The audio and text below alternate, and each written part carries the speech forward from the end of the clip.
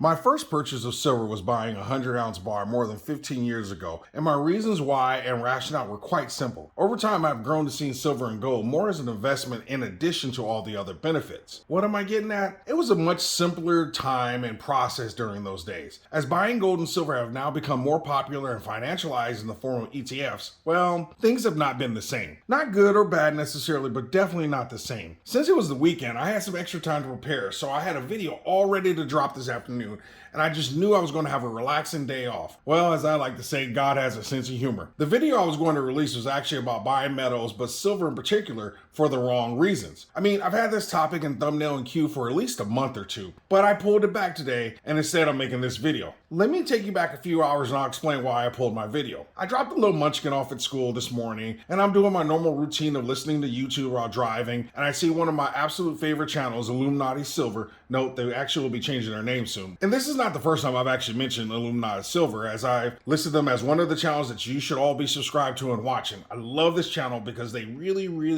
know what they're talking about, and without going into their resume, they have over 40 years of experience in the business and offer some of the best and sound information as it relates to the economy, broad financial markets, and of course metals. You're gonna need to give me a few moments, and I need to use some colloquial terms because this is the best way that I can say it. But when I tell you that Illuminati Silver brought the flamethrower this morning, listen, they burned the whole village down, called out names, and basically said, y'all don't want this smoke from us. I mean, dang. Now, I'm the last person to say anything about calling people out by names, and yes, I learned my lesson, and I need to be better than that. And at the same time, I respect Illuminati Silver for being straight up about it. And maybe that's a little bit of the hood left in me, but if you're gonna say it with your chest and make sure people know what you mean. Now, I ain't taking sides on this, and I ain't trying to get my butt in the middle of it. As you can see, I got my Stackers mug right here filled with some tea, and I'm just gonna sip on my tea from over here and watch the show. Heck, I might even pop some popcorn if this gets really good. Okay, maybe that's a little too far. By now, you're probably wondering, what in the world does this have to do with me pulling my video? Well, Illuminati Silver covered this topic of silver shortage far better than I ever could have. So out of respect for their work and respect for how well they covered the topic, I'm gonna go back to the proverbial lab and see if there's something additional or different I can bring to this topic. But for now, I wanna encourage you to watch this video, and I've linked it in the description. But when you do, I want you to hear from experts a number of topics that we have discussed in this channel specifically, and I'm going to give you 5 major points. 1, I too do not believe there is a silver shortage. I believe there is a shortage as it relates to getting the product, but that is very different than available silver. For example, the US Mint is limiting production of silver eagles not because of a silver shortage. The real issue is by law, the Mint can only pay spot for silver, which has complicated things for them. Take a look at this article and I'll read a quick section of it. But as they absorb the physical silver available on the markets as prices above spot, that leaves less available at spot price to fulfill the US Mint's contract. So, like you, I've listened to people rant for months about why the Mint isn't keeping up with demand, and the answer is clear as day. And I never took this issue on because I just didn't feel like it was a big enough of an issue for me to debunk. The reality is this. If I can find the answer to why, well then the other people could have found the answer to why as well. And I'll let you decide what their motivation was. Also, here's another clarification from the Mint indicating that their shortage has nothing to do with a silver shortage.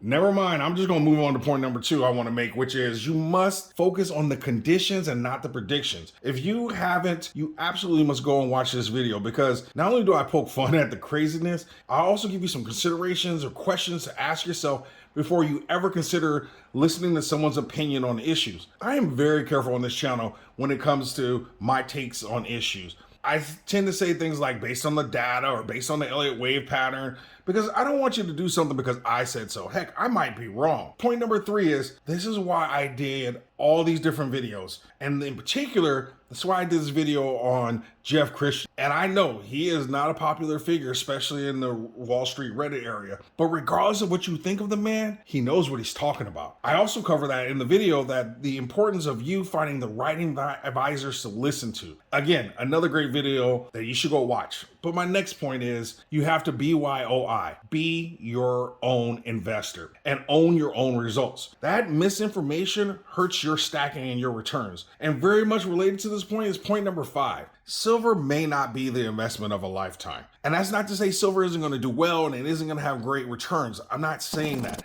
all these crazy numbers people keep throwing out there as if they're trying to outdo each other for the most outlandish number and trying to find ways to justify it. It just doesn't make sense. That's why I traded 270 ounces of silver for 3¼ ounces of gold, because I believe silver will do well. But when I looked at the numbers and the premiums that I paid, I was like, this makes more sense. Gold is ultimately the metal we should all want to be in. And as I've shown multiple times, the returns prove it. I've also told you that the gold-silver ratio that so many reference as how they're going to go and trade their silver and get into gold is broken because of the premiums. That is why I did this video where I break down the myth that gold is too expensive to buy in fractions. You know how the silver hypers tell everyone that the premiums on a 10-ounce coin is too expensive and people shouldn't buy that because you're spending so much money for an ounce of gold. But then they'll turn around and pay 20, 25%. And don't get me started, if they buy an Eagle, it's at 40 or 50% premium to buy that coin. It just doesn't make any sense. But I'll leave that alone, and I'm going to just wrap this up. Folks, this is your money in your life, and you have to make your own decisions. But you have to decide what you will listen to, believe, and if you will put the work in to do your own homework. As you've heard me say before, research over me search. I'm not saying people are out here intentionally trying to do you harm or give you bad information. I can't speak to that. But you are intentionally doing yourself harm if you don't stop and learn about the market and do the research. And if nothing else, at least guard who you let into your head and the information you receive. I love this video from Illuminati Silver, and you've got to go watch it. For kicks and giggles, in the comments section, share some of the worst myths or bad information that you've heard. Now listen, y'all. Don't be calling out names of creators in the comment section. Y'all are going to get me into some kind of YouTube beef, and I'm not trying to go out like Biggie or Pac. So stick to the issue or the topic, not the person who said it.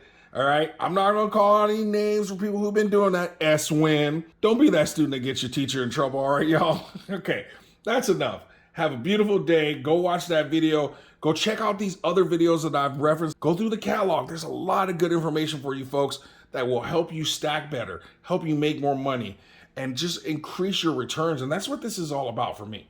Give yourself an A+ in the comments, and always stack smarter, y'all, and never stop learning.